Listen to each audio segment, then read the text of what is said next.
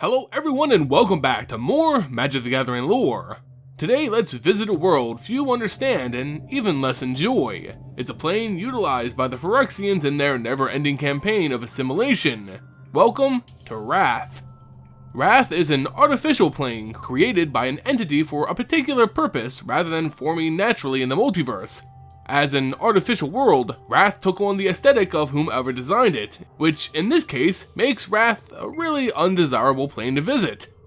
The ultimate architect of Rath was Yawgmoth, the powerful and godly leader of the Phyrexians. Yawgmoth was once a man born on Dominaria, a man of learning and a practiced healer. He discovered unorthodox ways to cure ailments that were deemed unnatural and dangerous, resulting in his banishment. Upon discovering the world of Phyrexia, Yawgmoth began his long journey in becoming the world's god, and utilizing the technology there to transform everything to his perfect ideal under his rule, a gift he hoped to bring to his former home of Dominaria. As he planned for his invasion, Yawgmoth realized he needed a staging point closer to Dominaria itself. Thus, he used his now godly form to manufacture the world of Rath. He created an entire plane simply to invade another. Unlike Karn, who managed to make a plane of his own through his planeswalker abilities, Yawgmoth used Phyrexian technology to create Rath. At the center of his world, he placed a machine known as the Hub, which acted like the heart of Rath. It pumped a substance referred to as flowstone throughout the exterior of the plane, a semi-solid liquid which seemed to have some level of intelligence. The plan revolved around this flowstone constantly building up the mass of Rath, like molten rock adding layers to the crust. As Rath grew and grew, its size would eventually envelop Dominaria itself, allowing his Phyrexian forces to invade unimpeded.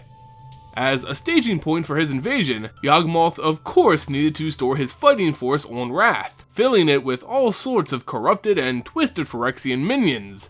A leader was established to rule this new, savage world, and was tasked with stocking it with powerful forces. This ruler came to be known as Volrath. As a servant of Phyrexia, Volrath's lust for power knew no bounds, and as the Evankar, or commander of Rath, he dictated his will with complete authority. Rath had no naturally evolving races or inhabitants because it was artificial, but still, the Phyrexians needed creatures to corrupt, adding to their army. Luckily, the nature of Rath itself was happy to oblige.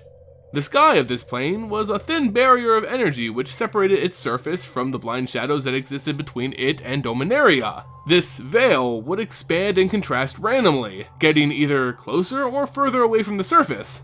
As it expanded outwards, it would sometimes make contact with various areas of Dominaria, causing a planar shift to occur, dragging whatever was on Dominaria at the time in place of contact into Rath. As a result, a number of different species unfortunately managed to find themselves as residents of Yawgmoth's world, but not all would fall to serve their new Phyrexian hosts. Rath had its Phyrexian agents, the elite fighters and rulers of Rath known as the Avankar, but thanks to the overlays between worlds, Elves, Merfolk, Core, and other species found a place on this plane as well.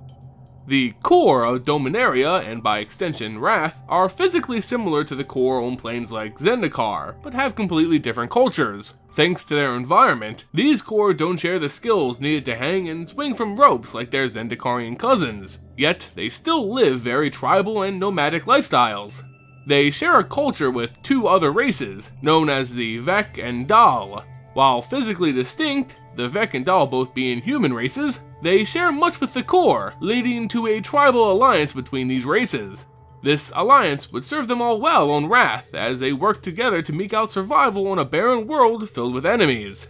Elves also made the journey to Rath, also once having an alliance with another race, the Merfolk. On Dominaria, where resources were plentiful, Elves and Merfolk lived side by side in harmony. Yet, here on Rath, things aren't that easy, and while the core, Vek, and Dal managed to continue their alliance, the Elves and Merfolk fell to savagery. They fought over whatever resources they could get their hands on, but the Elves proved too powerful for the Merfolk.